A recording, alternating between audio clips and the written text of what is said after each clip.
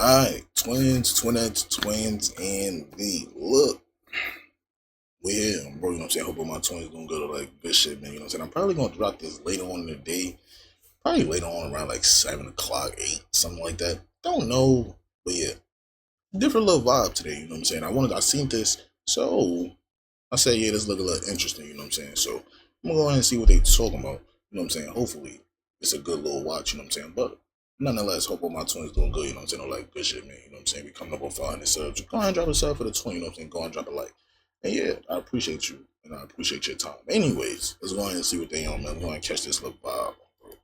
On July 2nd, 2017, an anonymous user posted a thread on 4chan's paranormal board saying, "How does one live after taking the red pill on the 2006 volleyball incident?"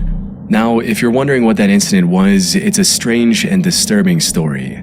The post was referring to a supposed mass shooting where a gunman killed 14 people during a high school volleyball game in either South Dakota or Nebraska back in 2006. But here's where things get strange. Damn, if you search for 2006, damn, I was a little nigga. Fuck. any information about it online, you'll find nothing. No news articles, no official casualty reports, nothing. Just conspiracy theory websites and the occasional Reddit post asking if it even happened. It's like the whole event either never existed or was somehow erased from history. But despite the silence online, there are many people who claim they remember hearing about it. Some even say they were at Mount Rushmore around that time and heard a report about it on the radio. For a long time, the only evidence of the incident on the internet was this still frame from a home video that was supposedly taken just before the incident with the date September 27, 2006 embedded on it. That is until some ordinary gamer, a YouTuber who often dives into dark web rabbit holes, discovered more evidence. While browsing the Late Nights forum on a 4chan-like site, he came across the gruesome pictures of a bloody school gym that were allegedly taken soon after the shooting had already happened. So right here, let's go down a little bit over here. They've got 2006 volley. Oh my God. Oh, we're gonna have to blur this one. Jesus Christ, that's actually like death footage. I think I remember this. I was searching around for some sort of proof of this happening, and apparently it's a snippet from a home video. Oh my God. We have to blur that out. I gotta make sure we note that, blur it real quick. Let me add that to the notes here. Jesus. It's like an actual straight up bloody massacre. It's like VHS recorded. This has to be from like a movie. There's no way. This has to be from like some movie. It's crazy as hell. It's got like a CBI not for release. Like I assume CBI stands for like some sort of a governmental organization or something. That is so messed up. I feel like I should have known this or something. I don't even know if that's like a conspiracy. How is that a conspiracy? It's actually like death foot, unless it's from like some movie or something that we don't know about. Jesus Christ. That is actually the most chilling thing I've seen. What is going on? We're like 5 minutes into this recording, and already it's just like death footage has hit the building. In the bottom right corner was the text, "CBI not for release," which I'll do my best to show you while blurring everything else out. This has led to some pretty wild theories being spread all over the internet. According to the most popular ones, the incident did happen, but it was covered up by the American government. As the story goes, the government was trying to assassinate someone who was attending this high school volleyball game. What? Things got out of hand, however, and a lot of the young volleyball players were caught in the crossfire. And since this would have caused tons So assassins that work for the government, they just said, fuck it, we finna just go ahead and just spray this bitch up. What the fuck happened? They just got tired of waiting? What's going on? If you're an assassin, why you ain't just waiting till the game was over and then, catch bro in the car or whoever they was trying to get? If that's true, what the fuck? You just wait till they leave and then, follow them, wait till they get in the car and, real assassin shit. You don't just walk in the gym and just get that's not being an assassin. What the fuck is going on? Tons of backlash from the public. The government instructed the news media to not talk about the story and also paid the victims' families to keep them quiet. However, while the US government is no stranger to covering up the truth, I have to admit, this one is quite far-fetched. Keeping something this big under wraps for so long feels pretty out there. At some point, you'd think the truth would slip out. A somewhat more reasonable theory is that this is a classic case of the Mandela effect, where large groups of people collectively misremember something. And coincidentally enough, I actually did find a similar incident that happened in 2006 in that region.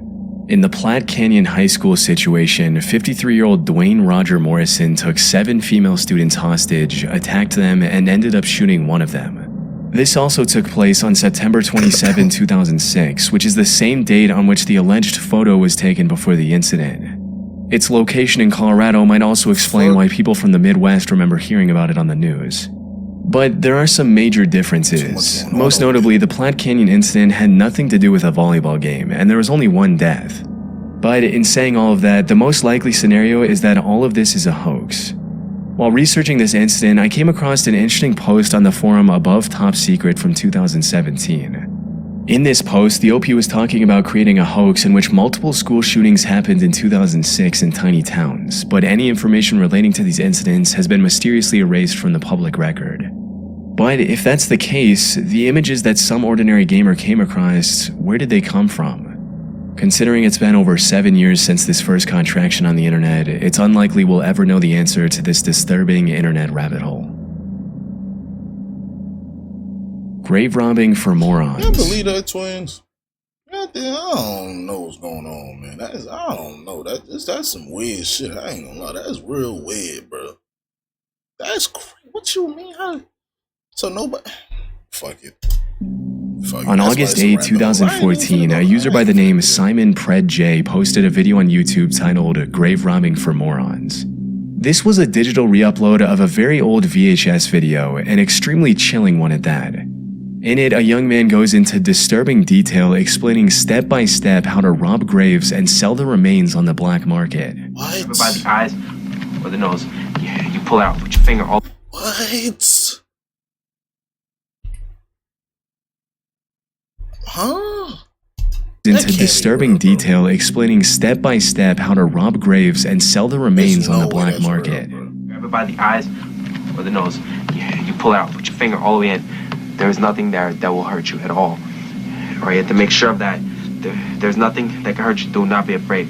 Pull it out like that. Do not pull it by the teeth, or else it'll break out like that, and you will have holes. What makes this video even more unsettling isn't just its content, but the mystery surrounding it. No one knows who the man in the video is. To this day, his identity remains unknown, and no one has come forward to claim responsibility. What? This has left the internet in two fiercely opposing camps. Some believe this is authentic footage of a real grave robber. Others argue it's an obscure horror short crafted purely for shock value. Surprisingly, I came across evidence that supports both sides of the argument while researching this topic. Fuck. One undeniable fact, however, is that the original video is extremely old. The earliest mention of its title, Grave Robbing for Morons, I found on the internet was a now defunct online store for horror VHS tapes called Shocking Videos.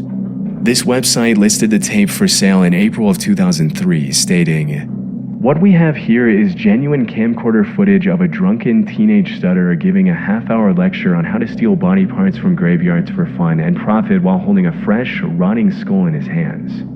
That said, the original video is likely from the late 80s. We can clearly see the VHS box for the 1987 Evil Dead 2 movie 5 minutes and 43 seconds into the video. And to narrow it down even more, there's an issue of Horror FX magazine visible in the bottom left corner at the same time. This specific cover was a part of a unique Fangoria horror magazine edition released in July 1989, which means the video was probably shot around that year. The horror memorabilia scattered throughout the footage implies that whoever created this video might have been a die-hard horror fan just trying to make something creepy for the thrill of it. And while most of the gruesome advice given in the video feels very authentic, like describing ways to remove the skull from a body that hasn't fully decomposed yet, there are also sections that seem extremely goofy. Like when the host suggests knocking out witnesses so they think it was all just a dream. Never leave witnesses. If you have to knock them out so that way they think it's a dream.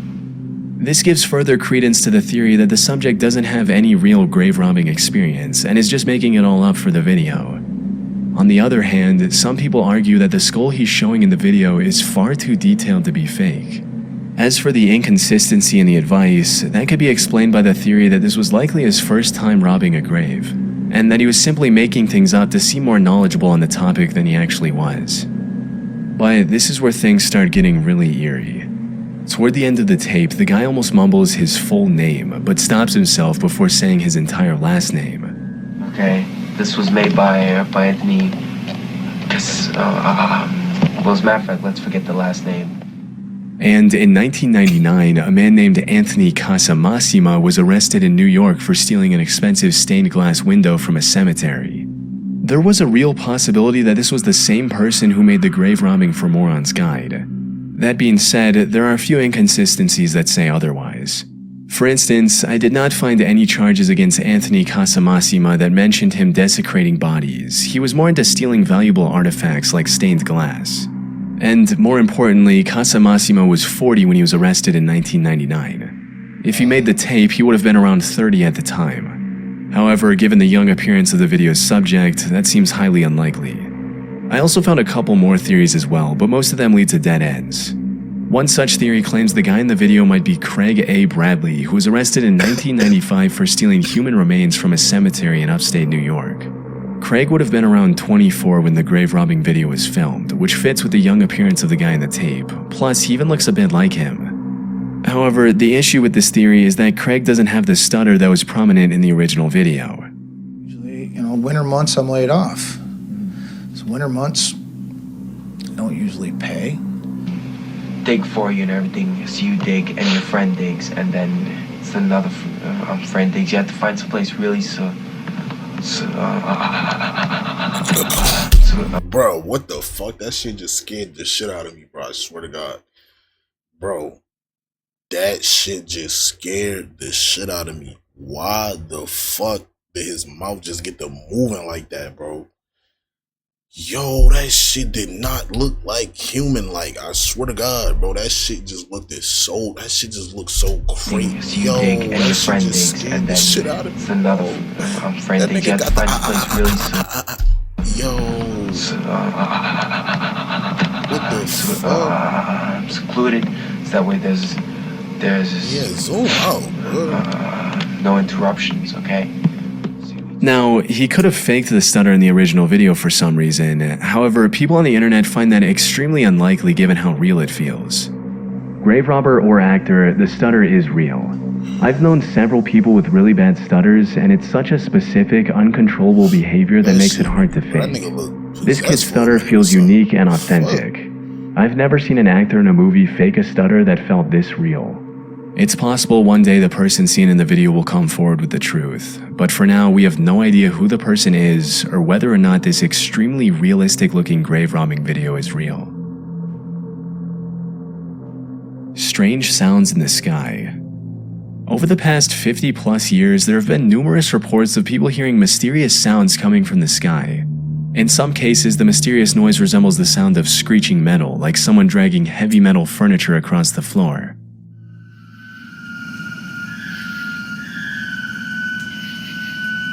However, the most commonly reported noise is a low-frequency hum that persists in the area.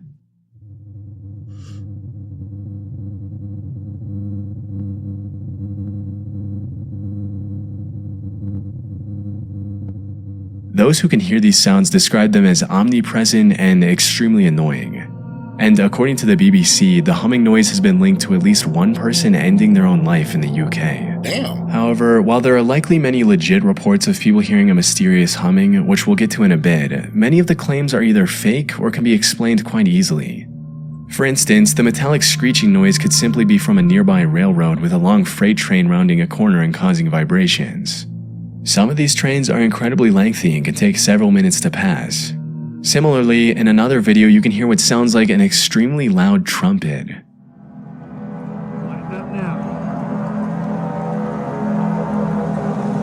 That's real. The original poster of this video titled this as a judgment trumpet, referring to the divine trumpet described in the Christian faith. However, given the poor weather conditions in the footage, it's likely just a malfunctioning tornado siren, like this.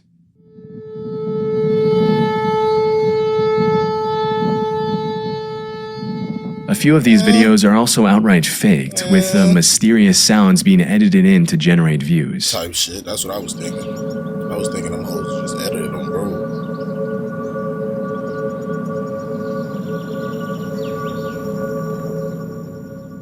Notice how the birds around the area appear completely unaffected by the loud, ominous noise, which would be unlikely if the sound was genuinely overwhelming the environment. Birds have sharper hearing than humans, and they would likely react. That said, there are still thousands of reports from people who can't be easily debunked or labeled as fake.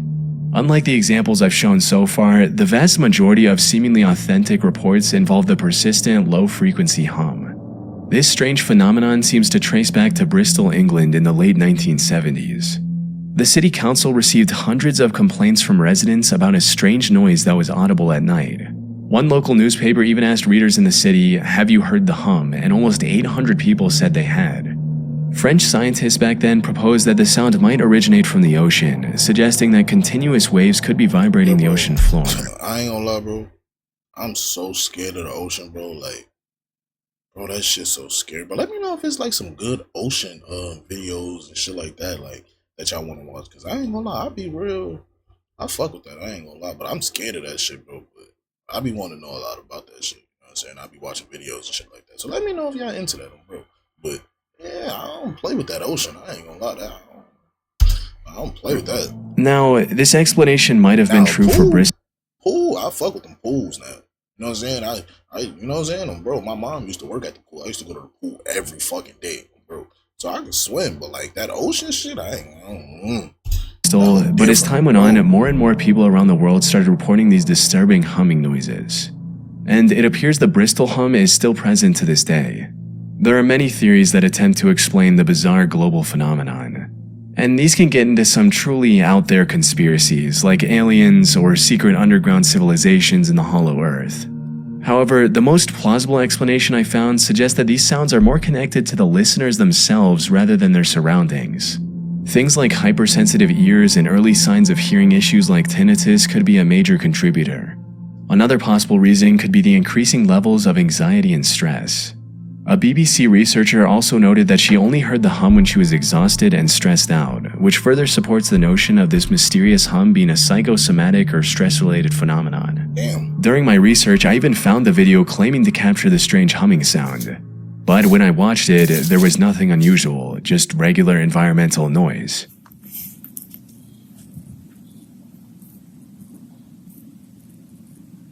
It's entirely possible that the person who recorded it was hearing something from inside their body, misinterpreting it as an external sound, which further supports the stress-related theory.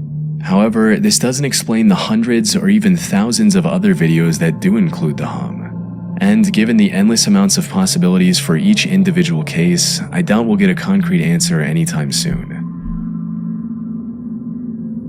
John Lang, Fresno Police. On March 20th, 2015, a YouTube channel by the name Lang Marine uploaded a 3.5-minute video titled Fresno LE Harassment, Ford Crew Cab that stalked me and my residence numerous times. The video showed the same vehicle driving past the camera twice in 3 minutes. The uploader was a 51-year-old former Marine named John Lang living in Fresno, California. The video footage came from a security camera he had installed outside his home. And in the description of this video, he provided much-needed context behind the oddly disturbing encounter. According to Lang, he was critical of the way Fresno PD and Fresno Fire utilized their budgets online. So now they were stalking and harassing him in retaliation, and the Ford truck in the video belonged to either the Fresno Police Department or the Sheriff's Office. The next day, he posted another video of a man walking his dog outside his home. The video showed the dog and his owner stopping outside Lang's home for a few seconds and moving on, nothing too unusual. However, Lang claimed that the person in the video was a plainclothes police officer who was conditioning Lang's dog so that it wouldn't attack if the same officer broke into his home later. Over the next 10 or so months, Lang continued posting videos of shady activity captured by his security camera, like a guy in plain clothes coming up to his home, taking a look and walking away immediately. Or a police truck stopping outside his home for a few seconds and then driving away. However, the most disturbing of these videos showed a mysterious black van stopping outside his home, filming it with a massive camera for about 30 seconds and quickly driving away. Lang claimed that the device in their hand was a thermal imaging sensor and they were trying to determine whether or not he was home. By January of 2016, Lang was fully convinced that the Fresno police were planning. Nah, that's some movie type shit. I ain't gonna lie, twin. I see some shit like that outside my crib. I'm like, man, damn. claimed that the device in their hand was a thermal imaging sensor and they were trying to determine whether or not he was home. By January of 2016, Lang was fully convinced that the Fresno police were planning an assassination. On the 16th of January, he posted a video about a cleaning company van parked outside his home. In the description of the video, he wrote, "If I turn up missing or dead tomorrow, remember this van. I think I seen a couple of guys sneak out the side door and into the building when it was parked in the carport this afternoon. I've been causing the city of Fresno a lot of problems recently, which I now regret." Unfortunately, this would be the last video Lang would post on YouTube, because just a few days later, firemen found him dead inside a burning home with multiple stab wounds on his body. Damn. Did they get twin? No. Unfortunately, this would be the last video Lang would post on YouTube, because just a few days later, firemen found him dead inside a burning home with multiple stab wounds on his body. They killed the homie. This was sad news for people who were following the story. However, this was only the beginning of a much bigger conspiracy.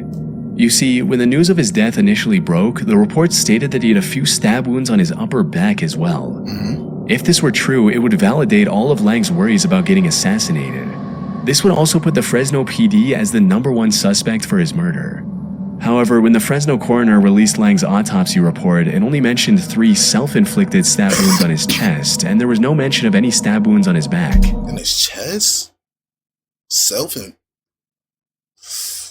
Do anybody just stab themselves in the chest 3 times? Bro, I can't stab myself at all.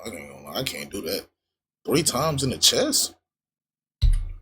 3 self-inflicted stab wounds on his chest, and there was no mention of any stab wounds on his back. Was the earlier report a mistake, or were the Fresno police trying to hide their crime? This inconsistency led to tons of backlash and even a petition to reopen his case. But it remained closed. Damn. To this day, the John Lang case sits as a mystery. Was he actually getting stalked, or was he just severely mentally ill and paranoid? From my research, the answer seems to be a mix of both. First and foremost, it's worth mentioning that the Fresno police are well known for being ripe with corruption. A Reddit user mentioned a story he knew about the PD, stating, "I mean, my friend's dad was FPD for decades, and Jerry Dyer showed up with some officers and threatened him back in the late 90s, so it wouldn't surprise me if the cops were intimidating this dude." So, did the Fresno PD retaliate against Lang? Maybe. What's more likely is that Lang was getting more paranoid and losing his mind over time. From what I can see, the man walking his dog is doing just that, walking his dog, and claiming that he was somehow conditioning Lang's dog in just a couple of seconds is pretty out there. Even the suspicious van can be explained quite easily since the device shown in the video was just a film camera on a gimbal, not some high-tech thermal imaging sensor. Type shit. As for why they were shooting like that from a vehicle, they were likely indie filmmakers who just didn't have the proper permissions from the city. However, all of this is just conjecture on my part. The real evidence that proves Lang's deteriorating mental state is the fact that he turned off the cameras he had in his home a day before the incident. The last saved footage on these cameras was of him sitting with a kitchen knife in his hand. Not only that, but when the fire department arrived on the scene, all— What the fuck is going on? What is going on? Damn, that took a turn. What the fuck? I was not expecting that shit. The fuck is going on? What? Damn, I see why these shits is rabbit hole. Cause what the fuck? Okay. in his home a day before the incident. The last saved footage on these cameras was of him sitting with a kitchen knife in his hand. What? Not only that, but when the fire department arrived on the scene, all the entrances to his home were barricaded securely from the inside. If this was truly a murder, the killer wouldn't have been able to escape the crime scene without removing one of these barricades. Ultimately, if there was some big murder conspiracy behind Lang's death, I doubt we'll learn about it over 8 years later. What? Evil Stick. In November of 2014, Nicole Allen purchased a pink princess wand for her 2-year-old daughter at the dollar store in Linden Avenue in Kettering. The name of the wand was Evil Stick, which is quite bizarre on its own, but likely went unnoticed by Nicole. However, the stick also promised things like luster, beauty, and wonderful music. The box art also featured the character Sakura Kinomoto, who is the protagonist of a popular Japanese animated show called Cardcaptor Sakura.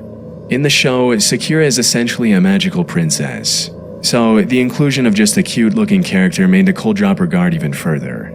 But she couldn't have been more wrong. The thing is, the inclusion of this character on the box art suggested an Asian origin for the product. And looking back, the Evil Stick does have a small, and I do mean small, resemblance to one of the wands Sakura uses in the show. The Evil Stick was most definitely a bootleg version of a product that should have looked something like this had it been official. However, the Evil Stick was much more sinister than just being a bad product. Unlike its official counterparts, the manufacturers of the Evil Stick bootleg had free reign to do whatever they wanted. And it's what they chose to do with this freedom that was utterly disturbing.